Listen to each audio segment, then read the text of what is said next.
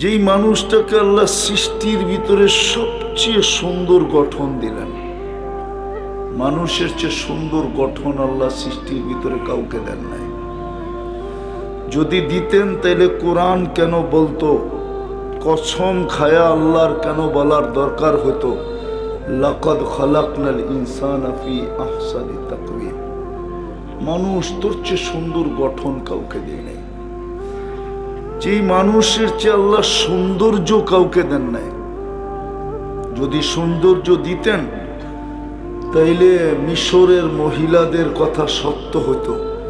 ইউসুফ আলাইহিস সালামের সৌন্দর্য দেখা বলছিল, মা হাশা লিল্লাহি হাদা বাশার ইন হাদা ইল্লা মালাকুন কারীম। যদি ইউসুফ আলাইহিস সালামকে দেখা বলছিলেন এটা মানুষ হইতেই পারে না, এটা ফেরেশতা হবে, মানুষ এত সুন্দর হয় কি করে?